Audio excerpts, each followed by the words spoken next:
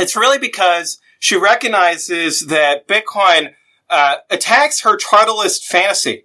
She wants the U.S. government to have a total and complete monopoly over the issuance of currency. If you go to Elizabeth Warren's Twitter page, she lists out her children, and she includes as, humorously tongue-in-cheek, right? But I think that it reveals a tremendous subconscious thing here. She lists the Consumer Financial Protection Bureau as one of her children.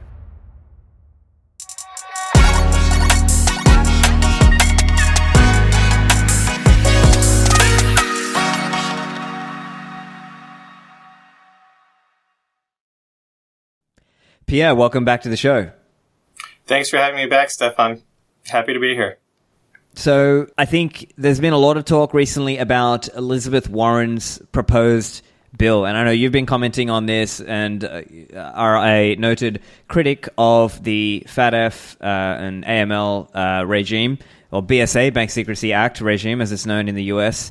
Do you want to just give us a bit of an update on your thoughts? What's the latest here with this newest bill? Yeah, absolutely. So the original Bank Secrecy Act was passed in 1970. So as Bitcoiners, we also know that that's, around when we went off the gold standard. So what happened in 1971, right? That's the famous question. So this really was unprecedented legislation in the sense that there was not a structure around countering quote-unquote money laundering before 1970 in the United States, certainly not at the federal level.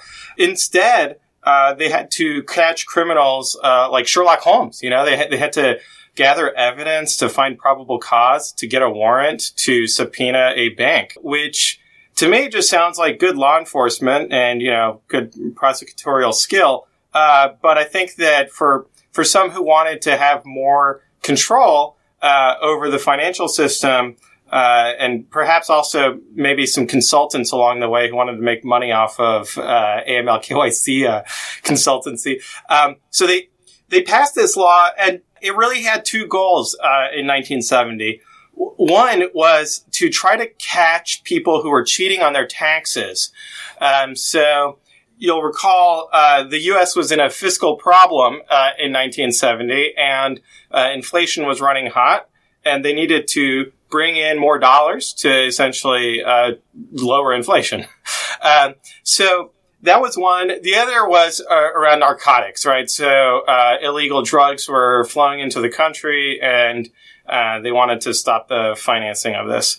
But I think that when we look at the data and the statistics, most money laundering is really about tax evasion. It's not about the boogeymen of terrorists and criminals, violent criminals or something like that, or drug smuggling. So the Bank Secrecy Act essentially forces banks to be deputized as agents of the state, that they have to constantly spy on their customers. So it really establishes a system of mass surveillance, saying that every bank, if you perform some kind of activity that is deemed high risk. Now, interestingly, back in 1970, they put the dollar amount at $10,000. So they said, hey, if you're doing weird things with more than $10,000, we're going to proactively report you to the Treasury Department, to the government.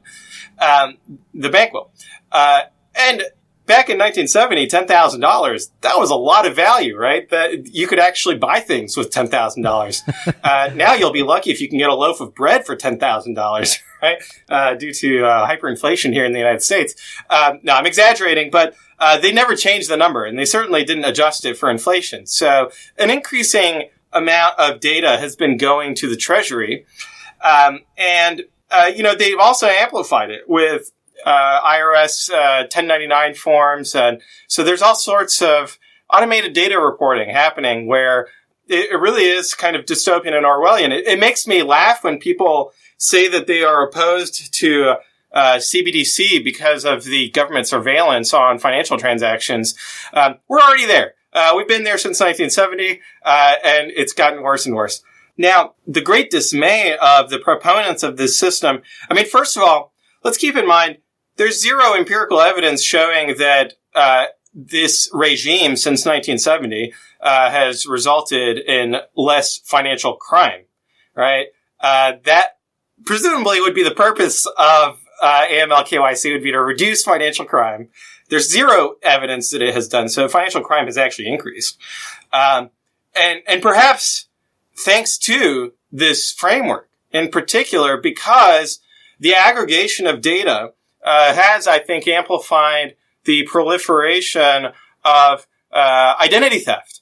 And so it has opened up a new avenue of financial crime, of stealing people's identity, taking out a fiat loan, and going and spending that value. So that's one thing. We do know that the harm, the harm is intrinsic, right? Because the harm is saying that we're going to violate your constitutional rights, your civil liberties.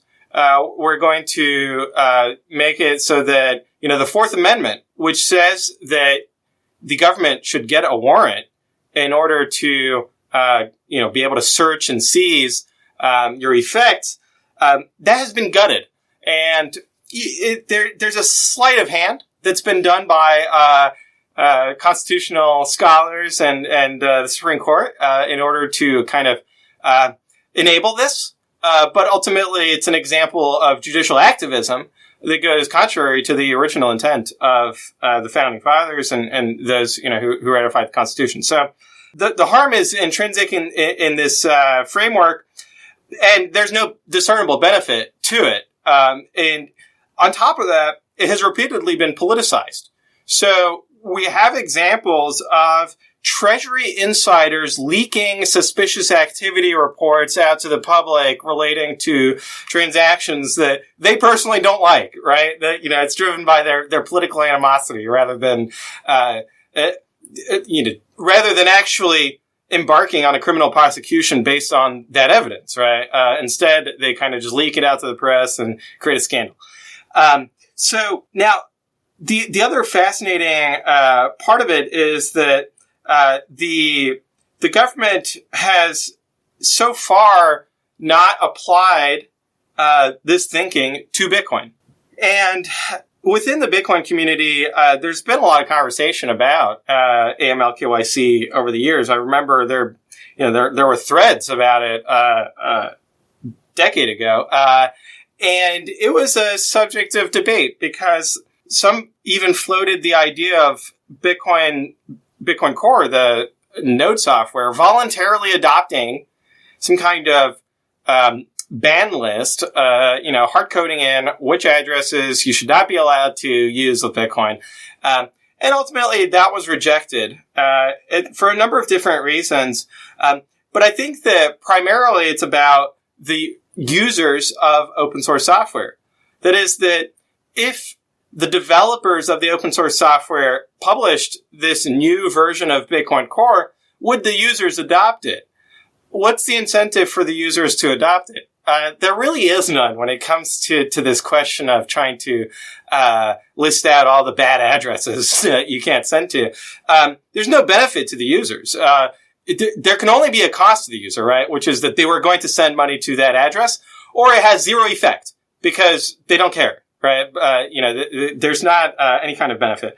And so I think that ultimately, that long term, hopefully would, drive the decisions on open source projects. But we've seen examples of open source projects trying to override the interests of their users. And immediately what happens is that you see the project get forked, right? So, I remember this happening in JavaScript land, with Node.js. There was a commercial dispute about the open source. It immediately forked. It caused a schism within the open source community, and the users went to where they have more freedom, right? It's just intrinsic to the value proposition. So now that voluntary approach has really fallen flat, there, would be an opportunity for a mandatory approach. And what that would look like is indeed what we're seeing Elizabeth Warren propose here with this bill that would say that these requirements that historically have only applied to centralized financial institutions in the fiat world, or that are interfaces, the on-ramps and off-ramps between the fiat world and the real world, like Bitcoin, that those requirements ought to be extended to open source wallet software, to open source node software and to Bitcoin miners and mining pools. And so it really would mean that, let's say you run a Bitcoin node and you have a transaction that is of greater than $10,000 of value is being verified by your Bitcoin node. This happens every 10 minutes. It's been a long time since there's been a block that, didn't have a transaction that was worth over $10,000. And so that means that you would have to collect the personal information, right? The KYC information of the sender and of the recipient, before you can have your node software verify that transaction. Yeah, it's a joke. So, yeah, it's a complete insanity. Furthermore, for example, if you were to use your Bitcoin wallet to send or receive more than $10,000 of value, you would have to, file a report to the Treasury on yourself. And you would have to KYC the person that you're sending or, receiving from, and your KYC information as well, of course. So, it really, and of course for a Bitcoin miner, same concept, right? If they're going to include a transaction in a block, they have to KYC AML, the transaction. So at every layer of kind of the Bitcoin stack, Elizabeth Warren is creating, unworkable, and, completely unconstitutional, completely totalitarian and dystopian requirements, because now when she's and her staffers and, other people involved with this bill are confronted with the objection that, hey, look, this doesn't work. This won't work. It's not, so effectively what you're doing is you're banning Bitcoin in the United States. Their response is, yes, good. That's what we want. That is our goal, right? So it's not like their response is, what a terrible mistake we've made. Let's negotiate and let's try to carve out some exemptions so that we don't accidentally ban Bitcoin in the United States, right? No, their policy objective is to stop everyone from using Bitcoin, right? Because a number of different reasons. We could start with their stated motivation is that they're just trying to stop terrorists and criminals, right? And so that's why they have to put Bitcoin under this authoritarian regime. But the reality is that their regime does not stop criminals and terrorists. Since 1970, there's been quite a lot of crime and terrorism that's been committed. So obviously the theory is flawed. And something else is happening right now that is being underreported. One is that Senator Menendez from the great state of New Jersey is under investigation by the government for corruption and bribery, because apparently, allegedly, let's keep it, presumption of innocence, right? Let's keep the moral high ground here.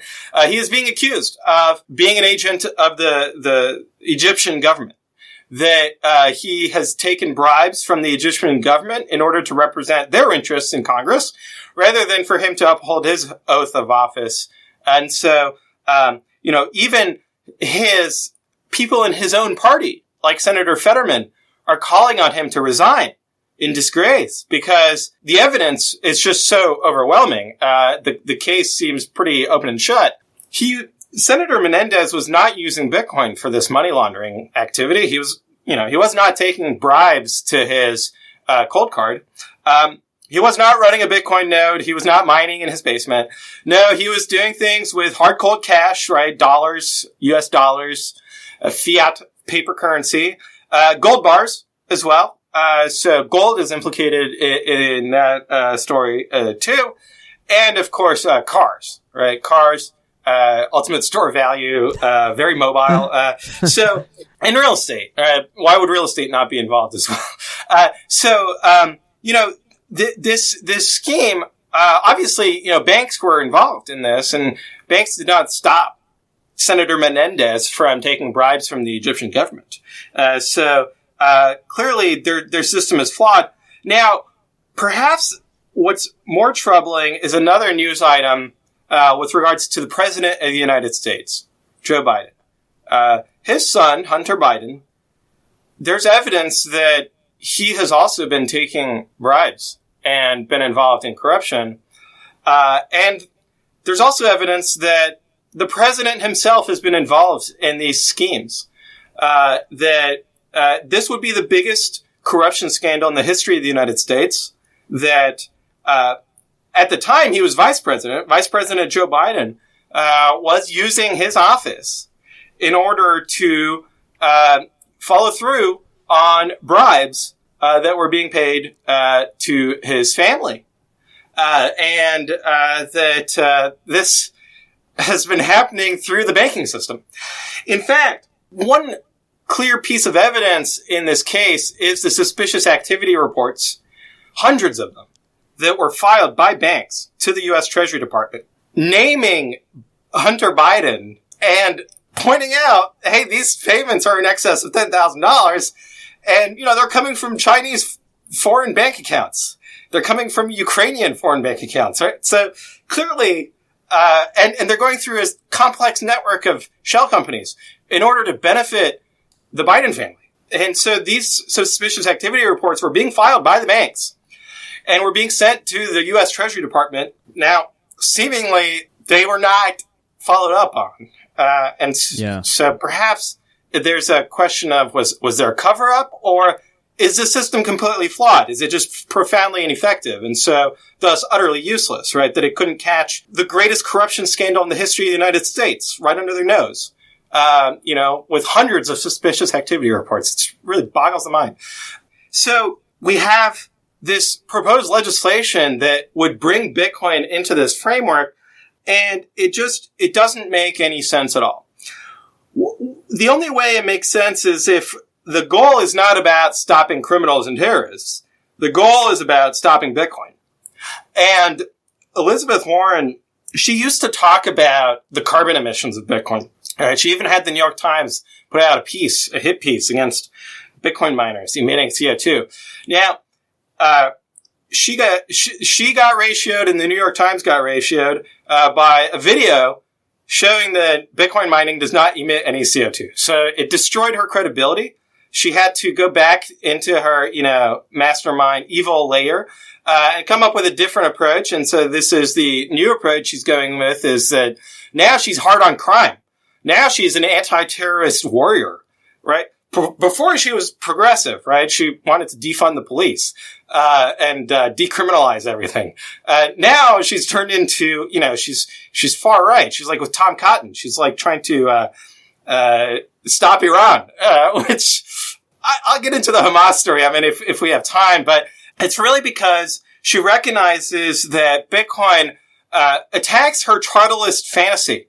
She wants the U.S. government to have a total and complete monopoly over the issuance of currency, and by extension, the commercial banking system, so that it can finance her welfare warfare state. Right? These massive deficits that, nobody would pay the taxes for this stuff, but if it's financed through inflation, then, it's possible. And she recognizes that Bitcoin threatens, this overall, ideological, position. And the other part of it that it threatens is her life's work. If you go to Elizabeth Warren's Twitter page, she lists out her children, and she includes as, humorously tongue-in-cheek, right? But I think that it reveals a tremendous subconscious thing here. She lists the Consumer Financial Protection Bureau as one of her children. So this Consumer Financial Protection Bureau, which sounds like something straight out of the Soviet Union, right? It's but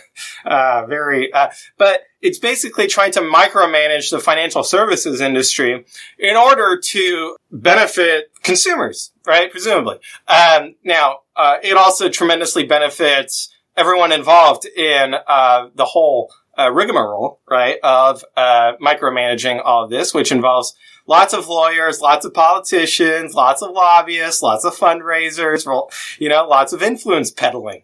And so the Consumer Financial Protection Bureau, it was so controversial that they had to find a very schemy way of funding it through the Federal Reserve. So if you look at how the money flows, it goes from the Federal Reserve that just prints money out of thin air to the Consumer Financial Protection Bureau. And then this bureau, they go after we're going to lower the late fees from $35 to $8. Aren't we good? It's like, okay. now the rest of us have to pay more because, right? We have to pay more for our credit cards because you're kind of just subsidizing people who are late on their payments.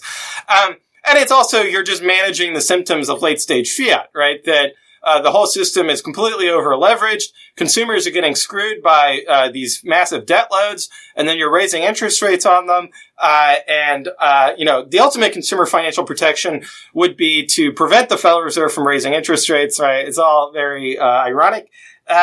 But Elizabeth Warren believes deeply in the system, and she wants to protect the system almost more than she wants to protect consumers, right? This is her baby.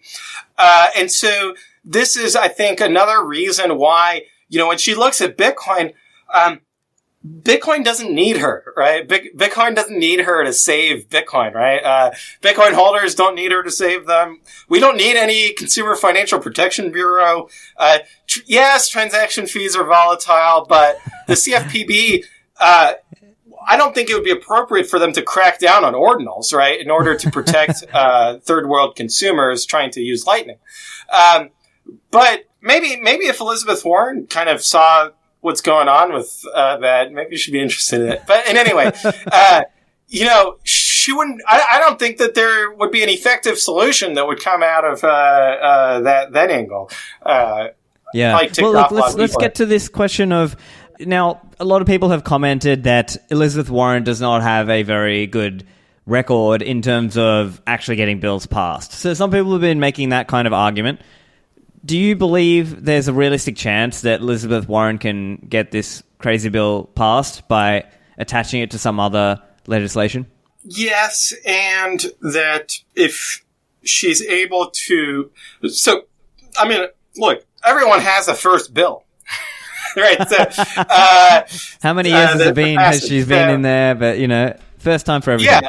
Yeah. And if she's able to put together a bipartisan coalition that cracks down on illicit finance, and it's possible. It's possible that she could get this passed. So now, what do I think the odds are? This is where I'll use a metaphor. Let's say that we had a soccer game, and the soccer field is kind of tilted in one direction, right?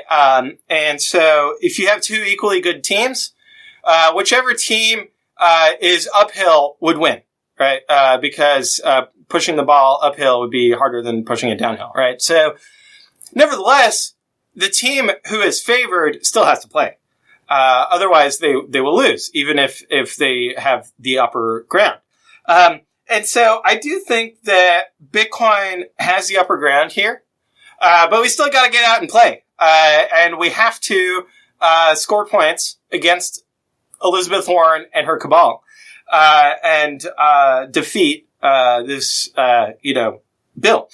So how do we do that? I think that, first of all, what we're doing right now is really important, right? Communication. For us to get the word out, there's a bad bill. Elizabeth Warren is personally lobbying for it very hard. She's gotten quite a few co-sponsors on it. Now she's having trouble finding somebody in the U.S. House of Representatives to carry water for her. So I think that right now the House is kind of preventing her from moving forward with the bill. But as you point out, she could attach it to a must-pass legislation. There was some concern that she would attach it to the NDAA, the National Defense Authorization Act that just passed, that had a very controversial FISA authorization thing in there about warrantless wiretapping. So it's all very apropos. But ultimately, she failed to get it in the NDAA because I think that she didn't have the support on the House side. Now, I'd argue that, if there's a headline that comes out that, oh, look, Bitcoin financed this horrible terrorist attack, that would give her more momentum, right, to pass the bill. So we have to constantly be vigilant. So I think that, on top of the education of getting folks to understand the issue and to not go along with Elizabeth Warren's thing, there's direct communication with elected officials, with regulators, with staff. And I think that there's a tremendous role for the public to do that, right? So you can call your senator and you can call your representative and explain that hey, look, Bitcoin is the most important strategic asset in the United States. This bill is completely inappropriate. It's un-American. It's paving the way to CBDC. It's, part of a broader Marxist communist takeover. So, it has to be opposed in the strongest terms. Now, the other thing to keep in mind, though, is that I like the game theory of Bitcoin, right? That, okay, let's imagine Elizabeth Warren did succeed somehow in passing her bill. What would happen? I do think that nothing bad would happen to Bitcoin. I think Bitcoin would be just fine. I think that a lot of Bitcoiners would move to El Salvador, right? So we would see kind of the geostrategic implications play out pretty quickly, like they did in China. But having said that, like, personally, I like living in the United States. I'd like to continue living here in Texas. I'd like to visit El Salvador. I haven't made up my mind about moving there. It would be nice if Elizabeth Warren was not the one forcing me to move it to El Salvador, much like the French socialists essentially, forced my family to move to the United States. Forced migration. I'm like a refugee, I'd like to... You wouldn't have to go and become another refugee again, Yeah, exactly. So Elizabeth Warren would create a lot of refugees. And the other thing, too, is that we have to stand up for what's right. We have to have some moral backbone here because this is an assault on our liberties, and it is driven by a totalitarian instinct. And personally, as a person of faith, I really do think that it's just not part of God's plan for us to be reporting all of our financial information to the U.S. Treasury. I think that it does fundamentally infringe on religious liberties, including in addition to freedom of expression. Right? That here they are defining now the language here is Orwellian. An unhosted wallet. Unhosted wallet. How do they define an unhosted wallet? Well, an unhosted wallet is any kind of software or hardware that can store a public or private key. That is every computing device. But it's also, why would you limit it to hardware and software? You can store a private key on a paper wallet. Right? So you can memorize 12 words. Yes. It is. There's really no limit to the scope of this law. And so I really do see it as just an attack on a really fundamental principle here. So, private property, right? I think that this is basically a bill that says there's no longer any such thing as private property. Now, anything that could be a Bitcoin unhosted wallet, which is literally anything, including your brain, is now subject to search and seizure without a warrant by the government. Anyway, tangent there, but. Yeah. Back to the show in a moment. CoinKite.com are the leading producer of Bitcoin security hardware. So for most of us, we might start out with a phone wallet for our Bitcoin, but over time, once we get a larger amount of Bitcoin, it's time to think about hardware that can help us secure our coins. So notably, the Cold Card Mark IV is the latest version, which is out from CoinKite, and they also have the Tap Signer, which is a cheaper device, which is not as secure, but obviously it's cheaper and offers some different trade-offs that you might be interested in. With these devices, you can do things like generate your Bitcoin private keys, and you can use these devices to sign the transactions that relate to spending Bitcoin. So this is a great way to help segregate your Bitcoin private keys, keep them offline instead of keeping them on hot online internet-connected devices. And they have a range of features and ways that you can interact with your Bitcoin. So, for example, you can use the Cold Card in air-gapped mode. You can use the SD card, which is this little feature in here, to move transactions in and out of your Cold Card. Or, of course, if you are a beginner, just get a Cold Card and get the USB-C cable, and you can plug that in directly to your computer, which you can use that with apps such as Sparrow Wallet or Spectre Desktop or Electrum. So to get your Cold Cards for yourself or for your friends, go to coinkite.com, use code Livera, and you'll get a discount on your Cold Cards. Now, the lead sponsor of this show is Swan Bitcoin, and if you are thinking about gifting this Christmas or this holiday period, think about swan.com/gift. You can give the gift of Bitcoin along with Swan's world-class education and customer support. So the minimum is $21. Your recipient will receive an email on the day you choose along with your custom message, and they will then be able to convert the USD value of the gift that you've given them into Bitcoin once they set up their account. And remember, Swan is going to be continually educating that person. So this is a great way to leverage the efforts of Swan to help educate your family and friends. So if you are thinking about gifting this Christmas or holiday break, maybe you've got a last minute gift or somebody you forgot to give a gift to, think about swan.com/gift. And now back to the show. But I guess, moral of the story fundamentally is that, I understand not all listeners are Americans, but probably 45% of my listeners are Americans. So it's worthwhile for you guys to, consider that, call your senator. What other ways are, Bitcoiners connecting on this to sort of find out what they can do and how they can get involved here? Yeah, I'll point out, too, though, that this is not just about the United States. The financial FATF, Financial Task Force, Action Task Force, yeah. They're a project out of the OECD, yeah. Yeah, they are an international terrorist organization, right? So they are interested in terrorizing anybody away from using Bitcoin. And, their goals are being, enacted by Elizabeth Warren in the United States, or trying to. But this is also happening in Europe and throughout the world. FATF is applying pressure on governments to adopt stringent regulations around unhosted wallets that would, in effect, ban these wallets because they are seen as a loophole in their money laundering schemes. That is, that you having the freedom to control your own money is a loophole. Right. Yeah. Because the system is about the banks and the government controlling your money. So it's, anytime you're controlling your own money, well, that's a bug in the system. All right. And so, this is an international struggle of freedom against, a really tyrannical, takeover of our lives. So even in Europe and other countries, we have to push back on this. And I think, though, another way that we push back is by voting. I know it's unpopular among many of the anarcho-capitalist libertarians, but I actually do think that this is a single issue thing. That is that I'll vote for anyone who is pro-Bitcoin. That, to me, is the ethos of accelerationism, that I don't have to agree with them on every topic. I'll never find a politician I agree with on every topic, right? Or even agree with them on tactics or rhetoric or whatever.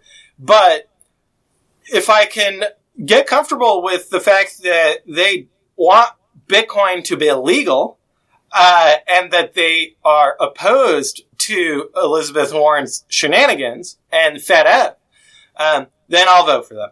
And I think that if we all come together and agree on that, then what we'll see is that politicians will stop promoting these terrible agendas because they know that it jeopardizes their ability to get reelected.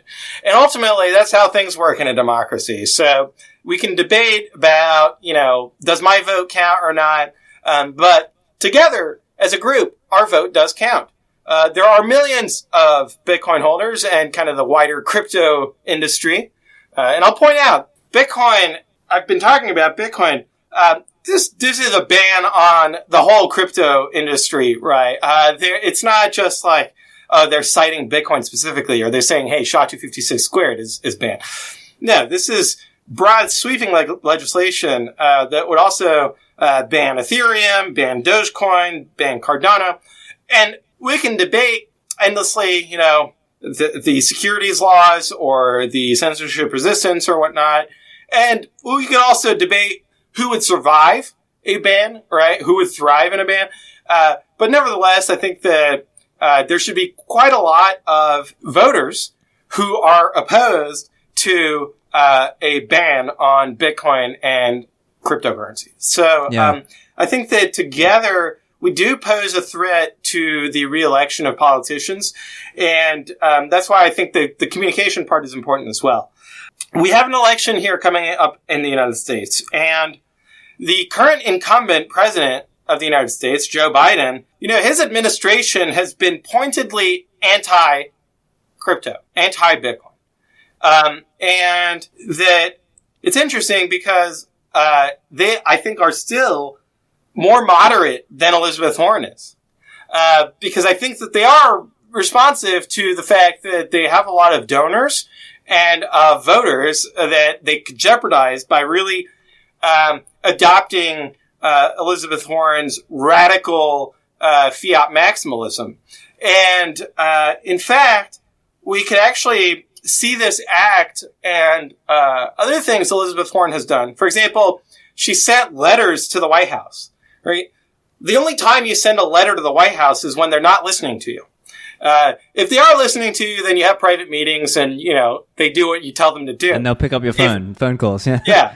It sounds like, or it appears from the outside, that the White House has kind of given Elizabeth Warren the cold shoulder of, hey, look, you're an extremist. I mean, we can't touch this. Like, you're going too far, right? So what the White House can do is ban Bitcoin mining specifically, and they put that in their budget proposal, right? That they were going to put tax on Bitcoin mining that would ban the industry, essentially. Because that they feel like is narrow enough that they can kind of stake out the position. But to put a ban on all of cryptocurrency, all of Bitcoin, I think that's too aggressive for the White House. Even if it is, very appealing to Elizabeth Warren. So, I think that there is still some nuance, and it speaks to the wisdom of the founding fathers, right? That they created a system of checks and balances, 3 branches of government. I think this Supreme Court would be very preferable to a lot of the arguments I've been making today about the constitutionality of the Bank Secrecy Act. But judicial process takes a long time, and it's very expensive. Arguably, it's less expensive. I think the shortest time is executive action. So the executive branch can sign an order, in one day of, we're, doing whatever. Legislative process takes longer, and then judicial process takes longest.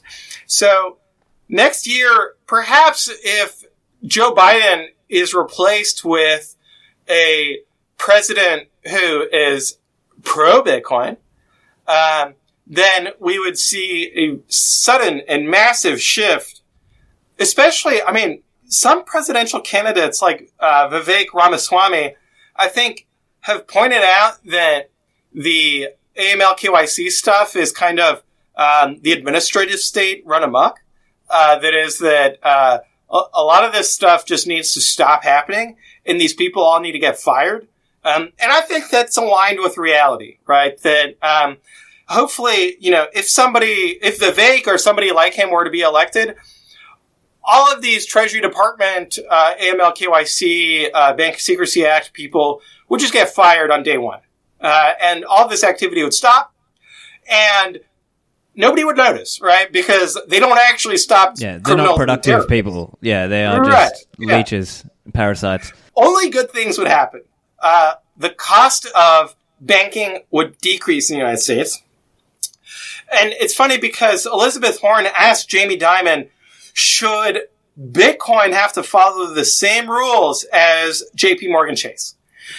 And of course, Jamie Dimon answered yes, right? Because he wants a level playing field.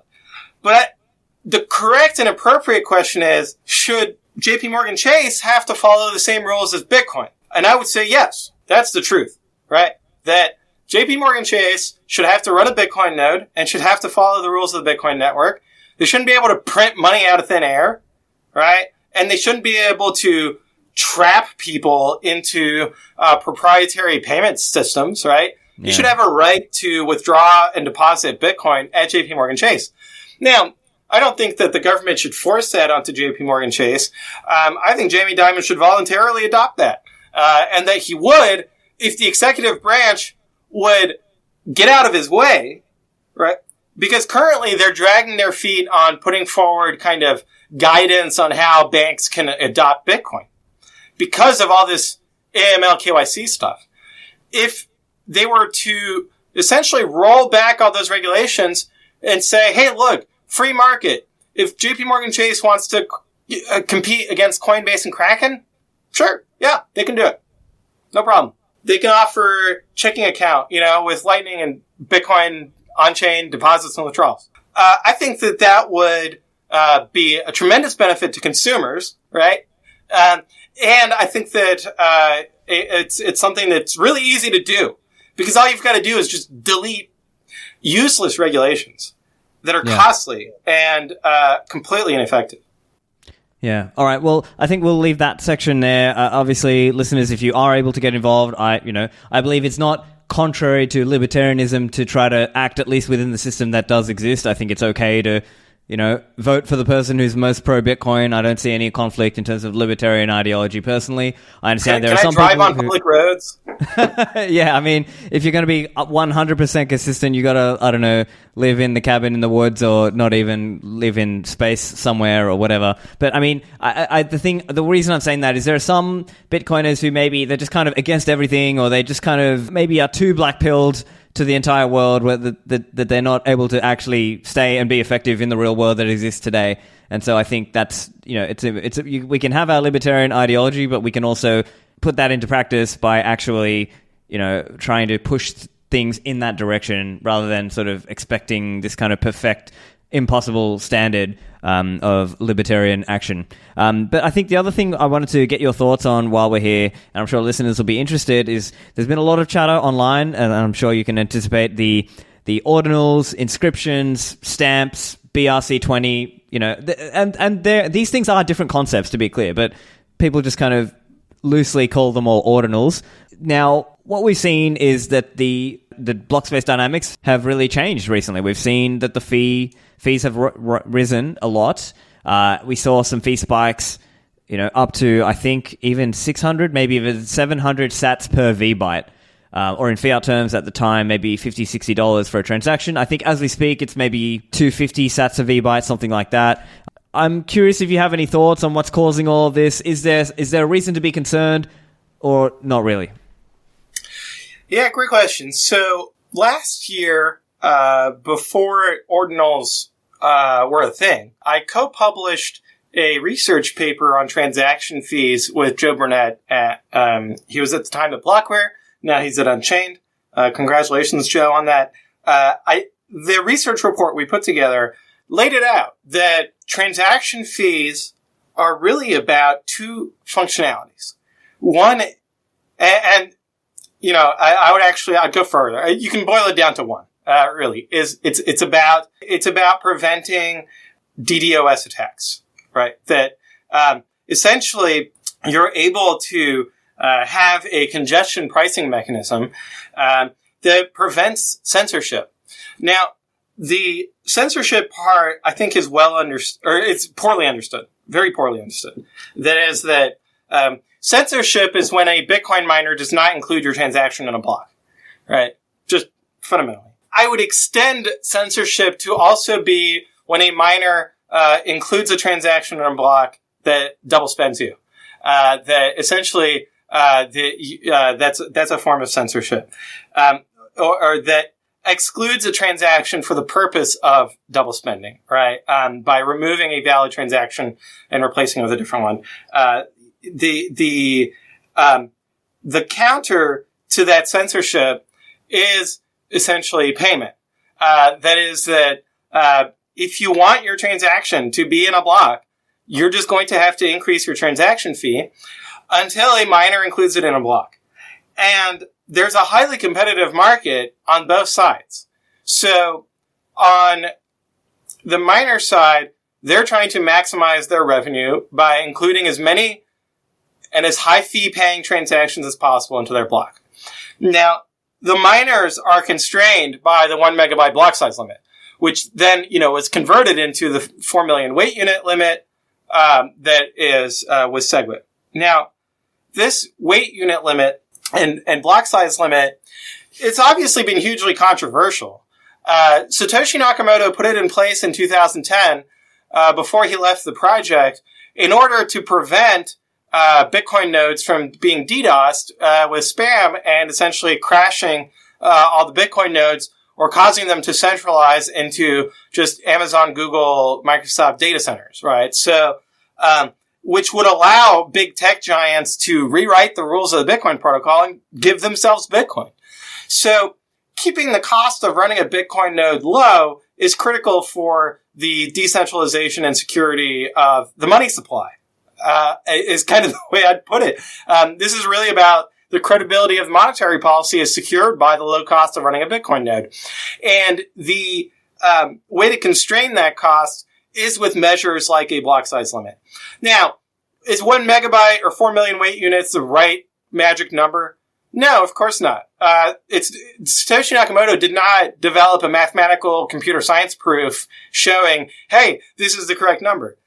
He just pulled it out of thin air, and he just put it into the code and then disappeared, and left us to figure it out. So now you could frame this either as, oh, it's a good protective measure, or as this is censorship, right? That is that if there are 2 megabytes of transactions and you're only including 1 megabyte of them, you are censoring the other 1 megabyte of transactions, right? You are preventing them from being published on the time chain, and this is censorship. You could even extend it further of saying, hey, any transaction validity rules, for example, saying, okay, a transaction's outputs should be less than its inputs or equal to. Well, if I have a transaction, that is creating Bitcoin out of thin air outside of kind of the Coinbase transaction, that's an invalid transaction. Why is it invalid? Well, it's only because of the protocol rules that are censoring it, right? That are preventing it, that are rejecting it as invalid. That's a form of censorship. I mean, people want to limit the use of the term censorship to say, hey, this only applies to valid transactions. It's like, well, the validity rules are up for debate as well, and have been since the entire existence of Bitcoin, right? That which transactions are valid or not can be changed, can be amended based on subjective value preferences of the participants in the network. And the only limiting factor is that we're trying to reach a Schelling point equilibrium, right? Basically a game theoretical outcome where we're all adopting a set of validity rules that without any kind of properly coordinated, right, coerced, centralized authority, and that we're just trying to figure out what works best for everyone. And there's a lot of path dependency to that, and there's a lot of acrimony and debate. We've seen people fork off because of that. But in any case, that's, going back to transaction fees, the transaction fees are low when the demand for block space is less than the limit, right? And then when we're over the limit, the transaction fees go ballistic. Now, the challenge here is that there's no way for us to say the data going into the Bitcoin blockchain should only reflect transactions that are aligned with the peer-to-peer electronic cash system headline that Satoshi Nakamoto put in the white paper, right? Because that's kind of a very fuzzy, subjective value judgment. And now, having said that, a lot of the validity rules are aligned with that, right? And so you could imagine relaxing the validity rules such that as long as you're paying a transaction fee, you can literally put any data on the time chain. It doesn't even have to be a transaction, right?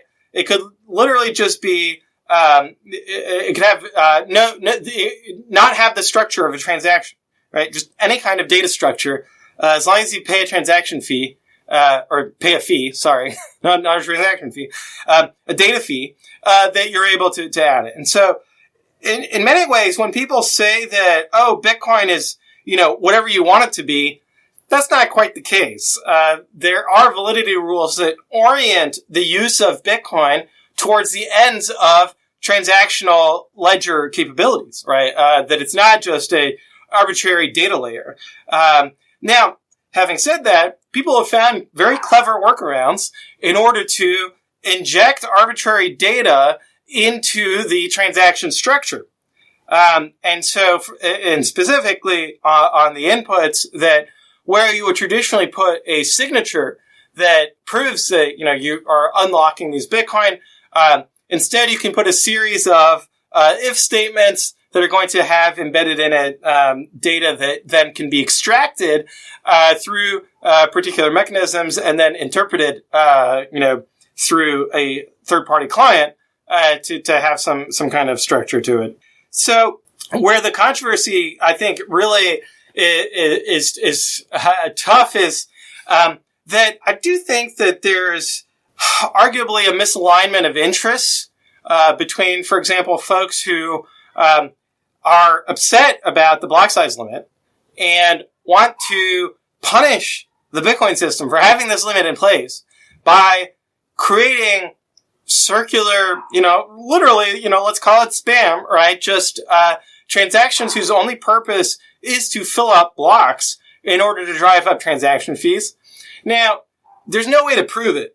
I think, unless we get some kind of real evidence, right? An email showing, oh, look, they sent $1 million worth of Bitcoin to, spam the blockchain.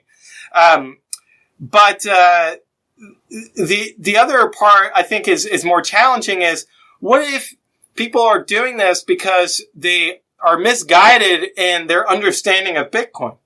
That they think that this block space has value beyond just its transactional utility. That, block space is scarce and therefore, and highly replicated, globally replicated, and has data availability assurances long term. That is that they think that this is a good way to store data.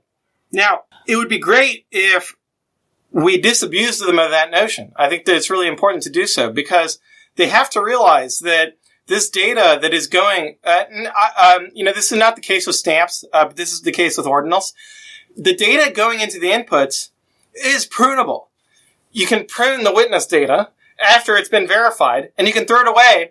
And after a certain depth, you could say, hey, look, the Bitcoin network, don't assume that any of the witnesses beyond, height, 1,000, right? 1,000, or 10,000 heights before us, just assume valid, right? And that's what it's called, in the Bitcoin node software, that if you are syncing a Bitcoin node from block height 0, it's not going to verify all of the inputs, right? By, running, the script verification, the signature verification. And it's going to assume that all the signatures are valid until a certain height, and then it'll start, actually verifying, the signatures. So, that really, to me, means that we could discard that data. I think it would have zero impact on the credibility of Bitcoin's monetary policy. I think it would have zero impact on the utility of Bitcoin as a monetary system, as a ledger, to delete old witness data. The only negative effect it would have would be on schemes like Ordinals that assume some kind of long-term data availability. And that means that the only people running Bitcoin nodes that, are not pruning witness data would be the art enjoyers, who are, running full archival nodes, right? And we're going to get into some controversy here with, folks, on, defining terms, but. Back to the show in a moment. Mempool.space is the leading Bitcoin and blockchain visualizer, and they've got some new features rolling out. Notably, the Mempool.space goggles. This allows you to see what's coming through the mempool. It's like having an X-ray specs that allows you to see what transaction types are coming through. There's 25 categories, and you can even mix and match those categories. So whether you're keeping track of those nasty inscriptions or the stamps with bare multisig as an example, you can see and narrow down your focus in terms of what you want to see. And you can, of course, sign up for the Mempool Accelerator over at mempool.space/accelerator. And now, back to the show. No, I think the archival node is the correct term. I mean, you can have a full node that once was an archival node and is no longer an archival node, but it now still is a full node, and so I think that's fair. But I think what I want to get at as well is we are having some of the same conversations that we had in 2017. There are all these people saying, "Oh no, the fees have gone." It's kind of maybe because there's a lot of people who are new. They weren't here in 2017, and they sort of didn't see that. So there are people saying, oh no, transaction fees are, $50 for a transaction, as an example. Now, that was at the spike, to be clear. It's not even that right now.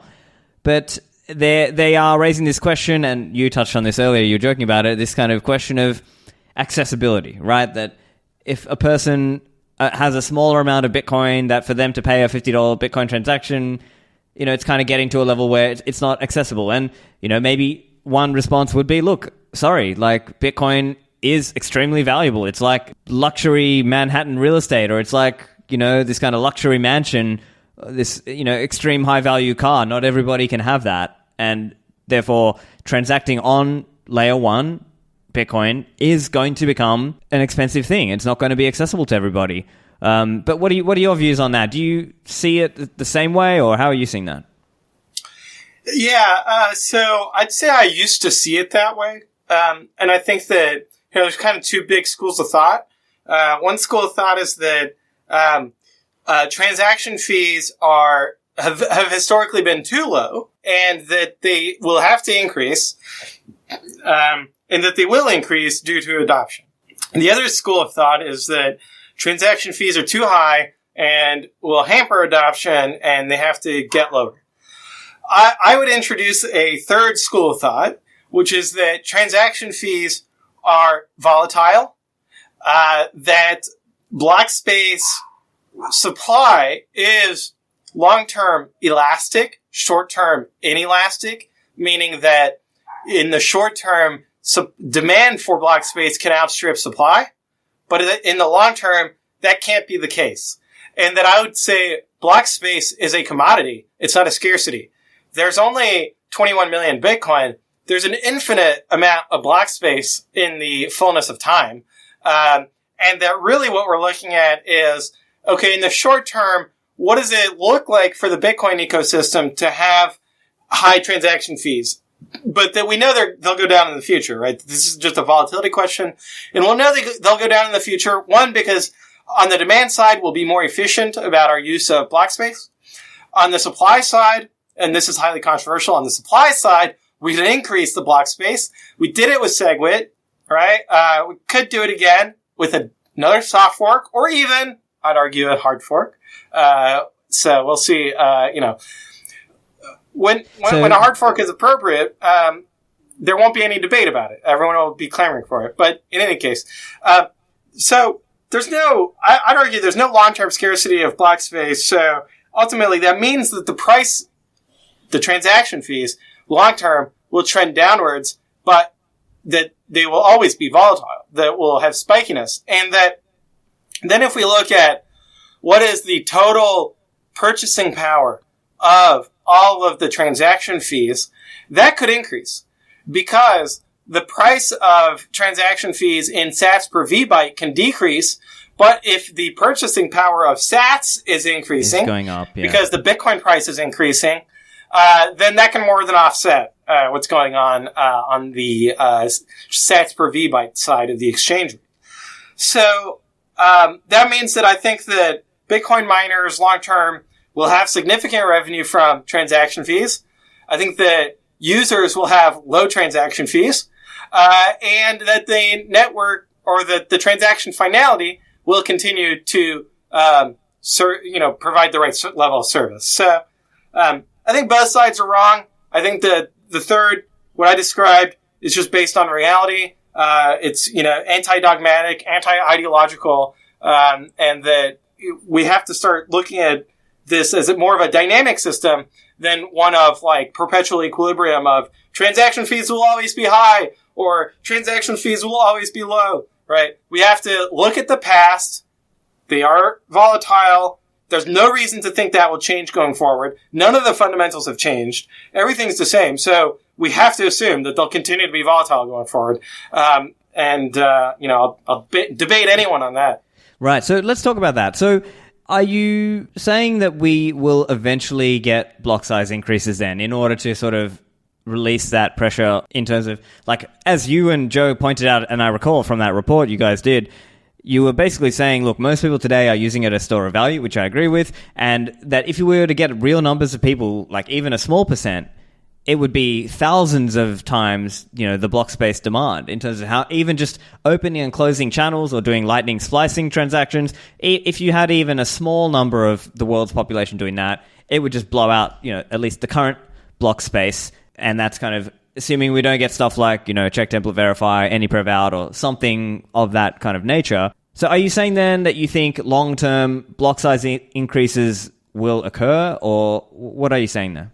I think that whether the block size limit gets increased or not is primarily a function of whether we will discover some kind of cryptographic magic that enables on-chain scaling or not in terms of efficiency of the use of block space.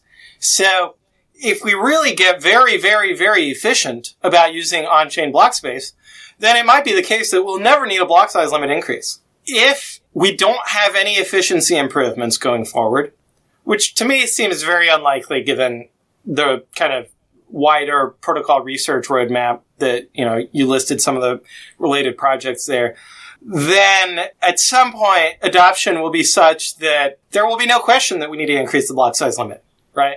It'll be self-evident. So that's what I would say. Yeah. I know there is research. Jonas, Nick from Blockstream and others are doing work into aggregation. So I think they have, and I've got an episode, so I can put that up in the show notes, but I think that was relating to half aggregation. So that wasn't like the full sizer sort of vision that, our friends Giacomo and others are talking about. So that might be part of the way there. And then maybe there's other efficiency gains that will come from, this kind of covenant technology. But, yeah, I guess the other angle people could be concerned about is if a block size increase were to occur, that could also just mean there's a lot more spam, right? There's just a lot more, ordinal inscription, BRC20 stamps stuff happening as well.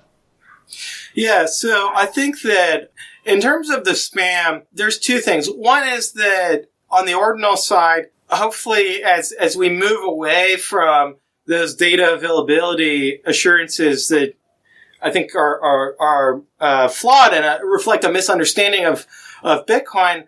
As we move away from that, I think the value proposition of ordinals decreases and inscriptions decreases, and that ultimately that'll decrease the demand for that. I also think that the lack of value, right? That ordinals and inscriptions they don't have any fundamental value. They're just it's like graffiti, right? It doesn't have any, it just has a negative externality, and it has a cost associated with it. And that eventually, the people doing this, run out of capital because they are paying all these high transaction fees to Bitcoin miners, and, they're not really getting anything in return for it, right? They're not, it's not a positive sum game that they're playing. It doesn't have positive expected value. It's just negative EV.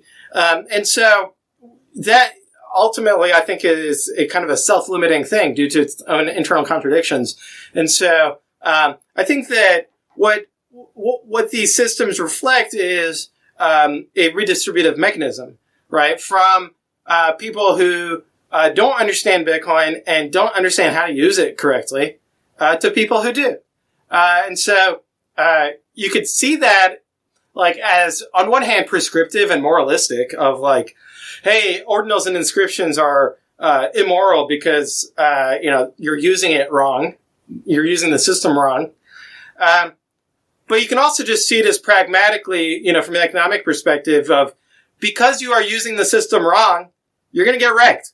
And we've seen it happen in a number of different contexts in Bitcoin over the years. And this is just no different, right? That you would have been better off not playing Satoshi Dice and stacking sats instead, right? And so it's just many such cases, right? So I think that's one. Now, there might be, for example, on stamps, right, where they're cluttering up the UTXO set. And so we need to figure out ways to prune the UTXO set or add some kind of validity rules to clamp down on that. Or,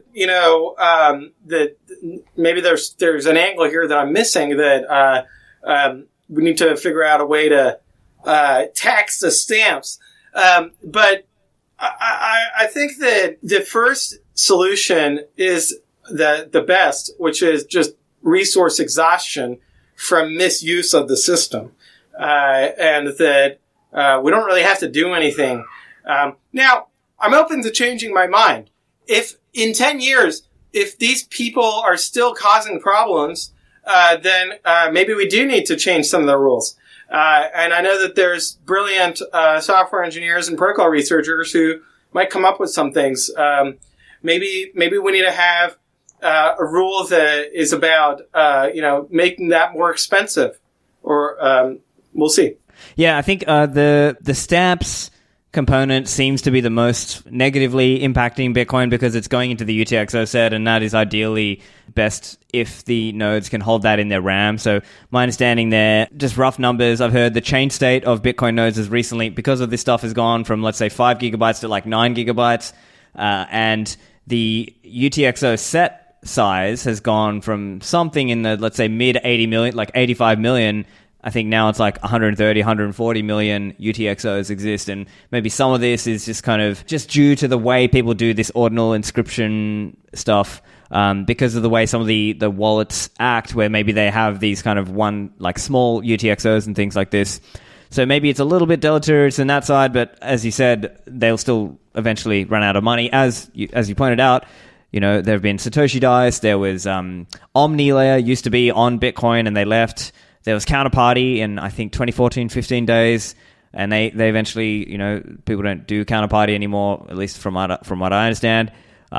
So, yeah, I guess ultimately it sounds like it's going to subside, but there's a lot of degens for now who are kind of pumping the price. And as you said, it is volatile. And from my understanding, I was looking at a report from Alex Thorne over at the guys over at Galaxy, and I think their report was spelling out that it's actually the BRC20 out of these components that they're different, right? The BRC20 minting apparently was what was really contributing to the fee spike, because they were the most high time preference. That was my understanding, is because they really wanted to do this, to be a part of this BRC20 mint. Because of that, they're bidding towards the top of the block compared to some of the other inscriptions people who are just sort of putting it in there and just ready to let it sit there until it eventually gets confirmed. These BRC20 people tended to be at the top of the block, and that's what's kind of bid this thing to the moon in terms of transaction fees. At least that's my understanding, and it seems that out of all this stuff, it seems that the BRC20 was sort of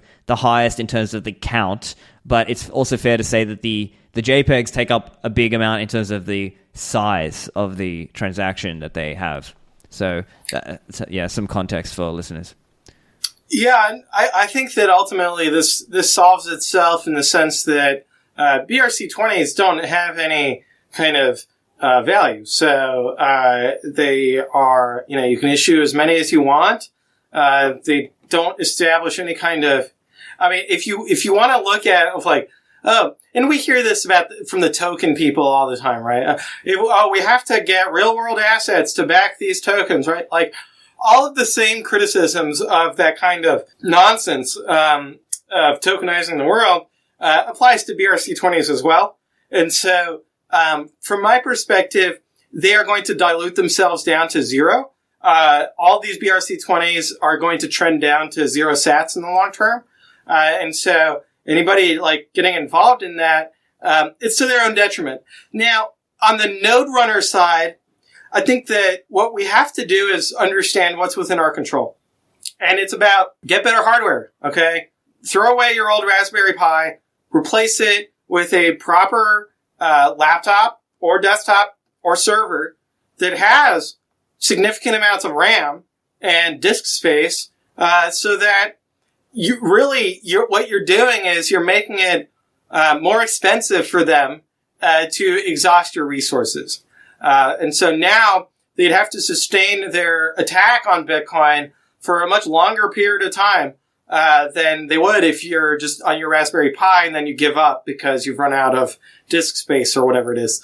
But even on a Raspberry Pi, I think that if you just turn on pruning, you can probably keep chugging along for quite a while. So I think that the Bitcoin network can survive this attack, for many decades, maybe even centuries. And so that's the advantage we have as Bitcoiners, is low time preference, right? Our enemies have high time preference. And so that's ultimately their undoing. That's perfectly fine by me. Right, and I think what we're seeing is, as you said, it is quite volatile, and I just checked Mempool.space now, and right now, next block is 130 sats per VByte, or for fiat-minded people, about $7.56. So it has come down a lot.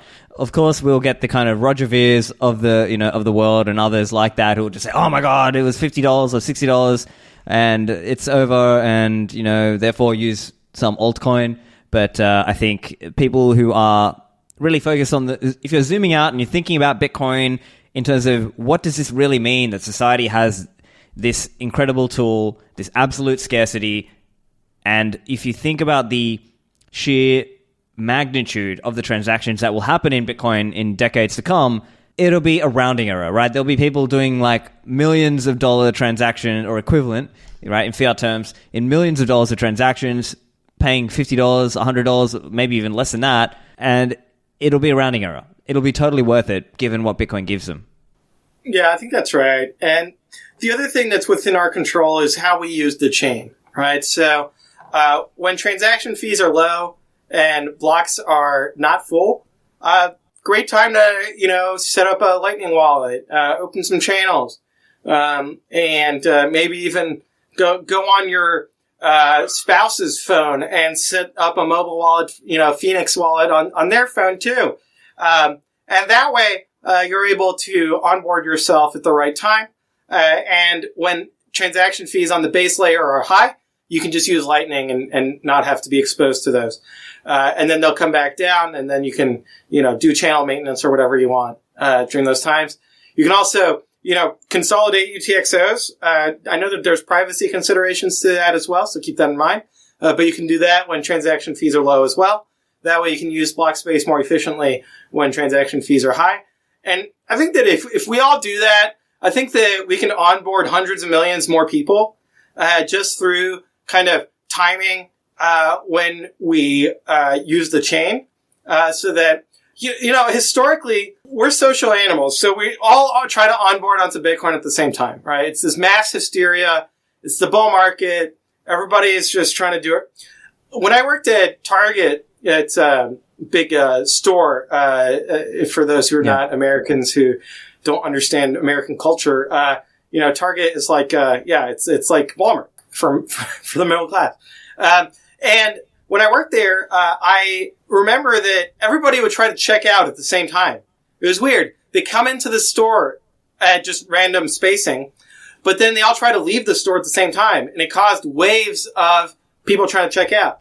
And it's herd mentality, right? We're social animals. So this is also true, I think, with chain usage, and that's why the congestion pricing is beneficial. That is that it disincentivizes people from using Bitcoin at its peaks, and instead it incentivizes them to use it during the bear markets, right? And that, I think, has value as well. Right, yeah. And even for me, I earn and spend Bitcoin, and for me, on an average month, I might do a couple on-chain transactions, but then I'll do dozens off-chain. And so, again, even with Phoenix or with my Zeus node setup, that's typically how it is for me. So I'm able to use Lightning to batch up and do most of my stuff off-chain and minimize my chain usage, obviously. And I think that's something that maybe people seem to miss that, right? They sort of see it like, oh, wow, when the transactions are $50, I'm not even going to bother using Lightning. It's like, well, even if transactions are $50 in fiat terms, I would rather have Lightning so that I can do some stuff or most of my stuff off-chain and only hit the chain, 1 or 2 times a month, as an example.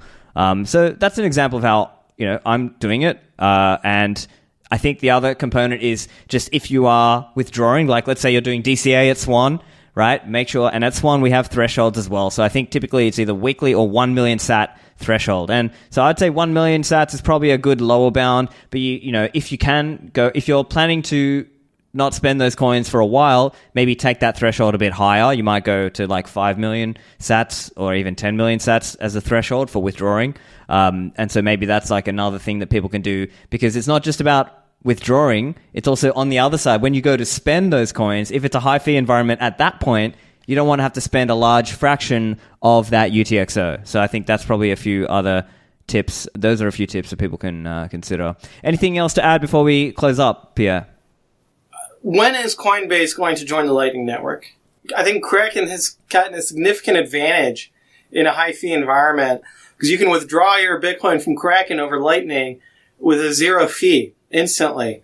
I think that, Coinbase made an announcement quite a while ago that they were going to look into this. But when Coinbase Lightning, I think that we have to bully these people who are, a lot of them are Ethereum maximalists. And when I say bully, I say that jokingly. Obviously, we should be polite and respectful. But we have to remind them, that this would be beneficial for their mission of accelerating Bitcoin adoption. Right. And I think even in that case, the Lightning withdrawals, I think it makes a lot more sense for somebody who's spending Lightning to be withdrawing from the, because if somebody's just like only stacking, it kind of doesn't make as much sense. Like for them, maybe it is more a case of batching up and withdraw on chain and just keep it and just hodl it in your hardware wallet or in your multi-sig, etc. But in the case where you are spending, then yeah, withdrawing and spending and just kind of staying off chain with Lightning is a great thing, because that way where you're saving chain usage, which is obviously saving you fees and also just a better user experience too. So, I mean, I use Bitrefill and things like this. Even my wife uses Bitrefill and stuff like that too. And, she's got Phoenix and she's able to do it, and she's not like a super techie person. So, yeah. But yeah, look, I think we'll finish it up there. As you said, be wary of Elizabeth Warren and other fiat maximalists. And, for the listeners in America, do consider trying to call your senator, and at least consider when you're voting for a candidate who's pro Bitcoin. I guess the message on ordinals and inscriptions is, look, fees are going to be variable, and you're just going to have to learn to deal with that. Yeah, that's right. Don't get wrecked. Just stay humble, stack sats. Don't play stupid games. You'll win stupid prizes. Fantastic. Well, thank you for joining me, Pierre. Great. Thanks, Stephan. Have a great one. Bye.